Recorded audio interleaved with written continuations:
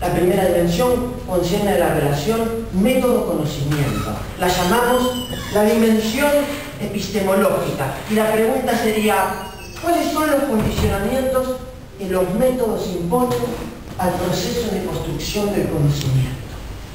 Y la respuesta o la tesis que yo sostengo es que los métodos posibilitan al mismo tiempo que obstaculizan y constriñen el conocimiento. Ahora bien, pensar la relación método-conocimiento implica dar cuenta de los dos términos de esta relación. ¿Qué es método y qué es conocimiento? Y responder a la pregunta ¿qué es conocimiento?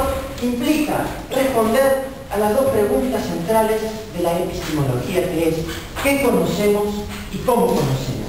El qué conocemos tiene que ver con los sistemas observados, con el conocimiento de los objetos que decimos que están allí afuera. El cómo conocemos tiene que ver con los sistemas observadores, con los sujetos que observan y construyen el conocimiento. Estas dos preguntas, el qué conocemos y el cómo conocemos, y dentro del qué conocemos aparece la cuestión de los sistemas observadores y los sistemas observados. Nos llevan a pensar el concepto de conocimiento desde dos maneras antagónicas y complementarias.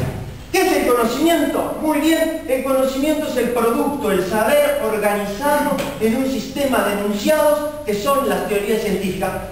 ¿Dónde está el conocimiento de la ciencia política? Ahí, en los libros. Pero el conocimiento es también un proceso constructivo. Basándome acá en la epistemología genética piagetiana, el conocimiento comienza con la acción de un sujeto sobre un objeto. Si relaciono el conocimiento con la acción, no puedo dejar de pensar en la categoría de sujeto. Es decir, que el método, las implicancias del método abarcan este doble nivel. Sobre el conocimiento como producto, la construcción de teorías, la formación de conceptos, el método también condiciona el conocimiento como práctica, como acción. En relación a la segunda dimensión, la relación método e historia, es lo que yo llamo la dimensión sociogenética. El problema a concebir aquí es ¿cómo surgen los métodos? ¿De dónde vienen? ¿Por qué vienen? ¿De dónde vienen? ¿Cómo se transforman los métodos? Y bueno, entonces uno diría, si los métodos son los instrumentos, la historia de los métodos es la historia de los instrumentos. En definitiva podría reducirse a una historia de la técnica, de las mejoras de las técnicas. Eso es una historia restringida de la metodología. Es una historia que simplifica, es una historia interna de la metodología.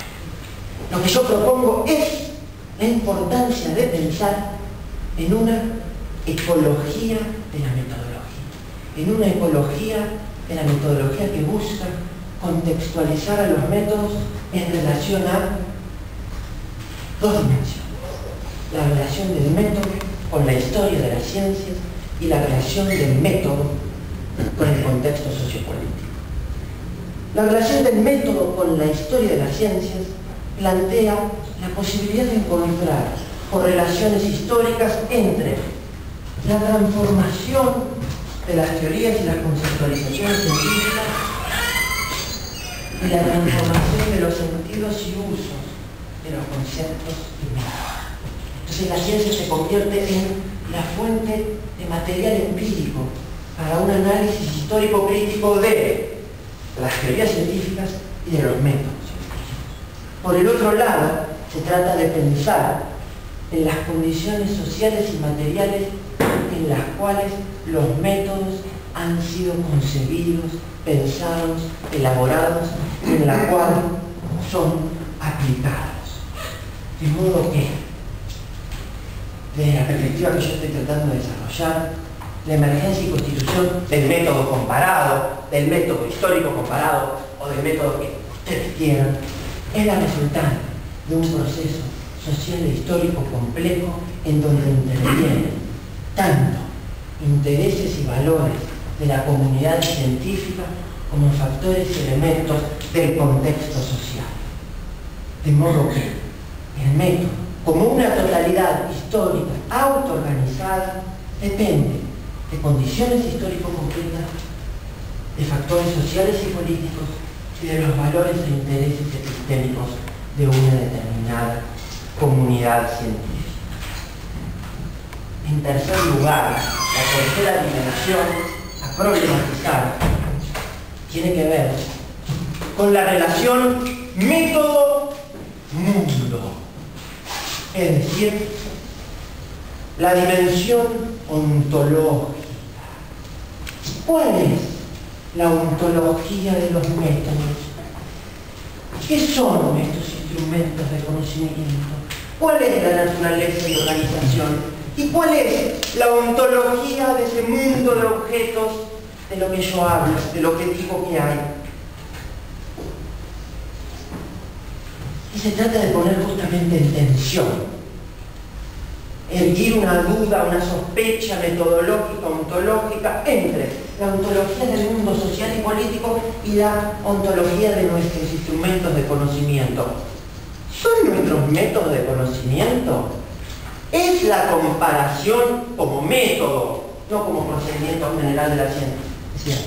¿Es la comparación como método el modo más adecuado para abordar la ontología de la política?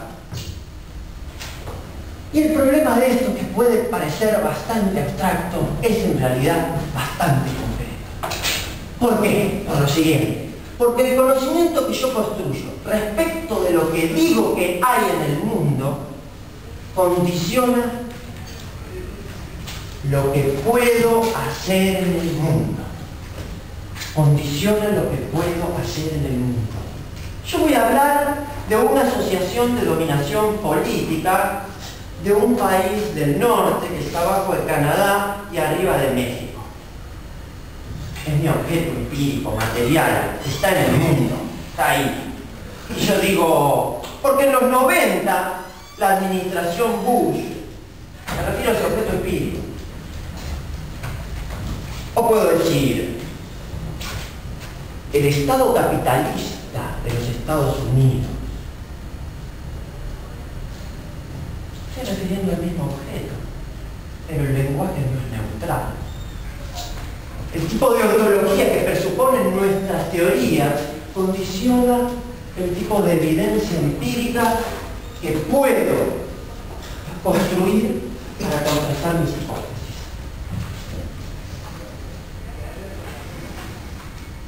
De modo que todas nuestras prácticas científicas, creo yo, están organizadas y enraizadas en ideas y concepciones acerca de la naturaleza de la realidad, lo que hay, y de la naturaleza del conocimiento. Y estas ideas y supuestos conforman una red de supuestos ontológicos y epistemológicos que orientan, informan nuestras prácticas, nuestras formas de hacer investigación y por lo tanto moldean nuestros diseños metodológicos, moldean la caja negra de la ciencia, moldean la coherencia y validez de nuestros diseños por los cuales vamos a lograr la legitimidad de este saber qué es la ciencia, no solo de nuestros colegas, sino de las instituciones que evalúan ese discurso que es la ciencia, es decir, el CONICET, es decir, el UBACIT, lo que sea.